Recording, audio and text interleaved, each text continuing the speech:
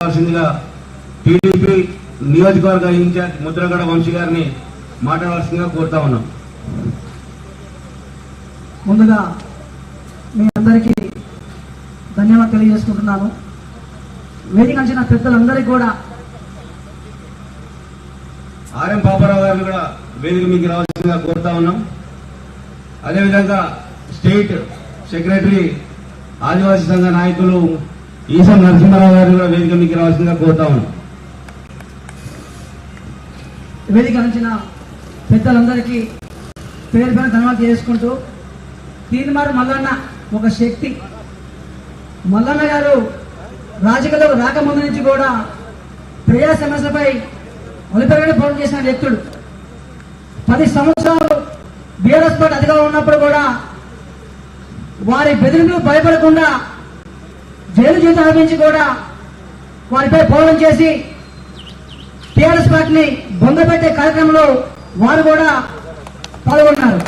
అలాంటి వ్యక్తికి మనం మల్లన్న గారికి మేము మీరు మన విద్యార్థులు మొత్తం కూడా పూర్తిగా పనిచేసి మన తీన్మార్ మల్లన్నకి మొదటి ప్రాధాన్యత ఓటు వేసి గెలిపించాలి. అలానే నా తోటి మిత్రులు సిపిఎం పార్టీ, సిపిఐ, కాంగ్రెస్ ఈ 4 స్తంభాలుగా మన మల్లన్నకి అండ నిలబడి ఈ 4 స్తంభాలు కూడా పూర్తిగా మల్లన్నకి సపోర్ట్ చేస్తూ మేమందరం కలిసికట్టుగా పనిచేసి మల్లన్న విజయం కోసం తెలుగుదేశం పార్టీ పూర్తిగా మద్దతు తెలియజేసుకుంటున్నాం. Thank you sir.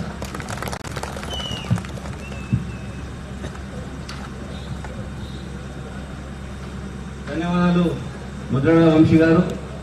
ఇప్పుడు ఈ సభను ఉద్దేశించి మాట్లాడవలసిందిగా Yellandu municipal vice chairman Jani గారిని కోరుతా ఉన్నాం.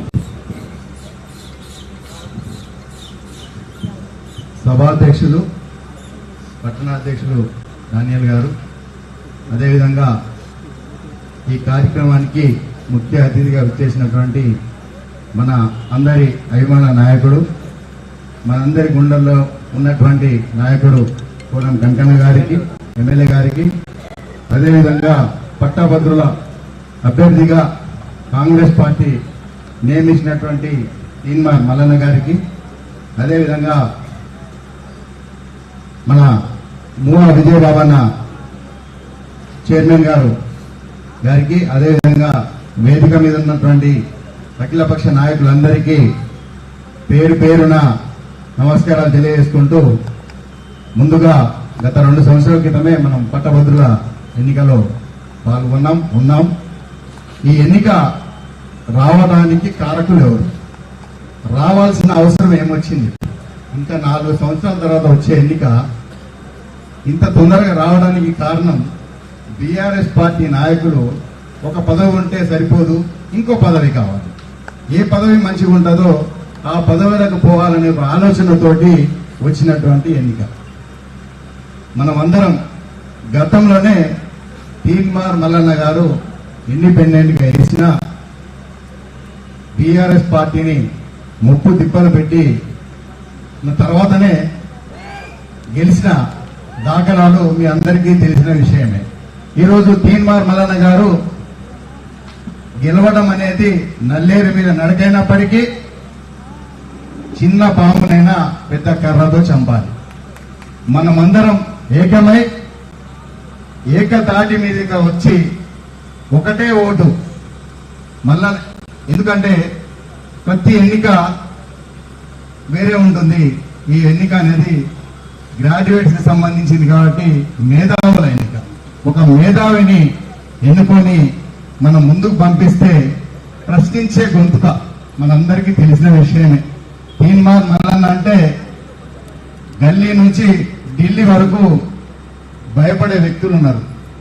ఆయన ఛానల్లో వచ్చిండు అనంటే కొంతమంది అవినీతి నాయకులు గుండెల్లో రైలు పరిగెత్తుంటాయి, మనందరికీ తెలిసిన విషయం. కాబట్టి రేపు 27వ తారీఖు జరగబోయే ఎన్నికల్లో మొదటి ప్రాధాన్యత ఓటు. ఒకటే దేశం, ఒకటే రాష్ట్రం, ఒకటే ఓటు. 1వ నెంబర్ వేసేసి వదిలేయాలి తప్పించి ఇంకో నెంబర్ గురించి మనం ఆలోచించకూడదు, ఇంకో నెంబర్ మీద ఓటు వేయకూడదు. వేసే 1వ నెంబర్ కూడా ఒక గీతలాగా పెట్టాలని తప్పించి ఇలా అని ఒక నెంబర్ వేసినట్టు ఇక్కడ వేయకూడదు, ఓటు చెల్లదు. కాబట్టి 27వ తారీఖు జరిగే ఎన్నిక మనందరి అఖండ మెజార్టీ తోటి ఇల్లందు నియోజకవర్గం 3 జిల్లాల కంటే ఇల్లందు నియోజకవర్గంలోనే ఓట్లు ఎక్కువ మనం వేసి గెలిపించి కనకన్న గారిని బలపరచాలని కోరుకుంటూ నాకు ఈ అవకాశం ఇచ్చినందుకు ధన్యవాదాలు. జై కాంగ్రెస్. పూర్వం కనకన్న నాయకత్వం.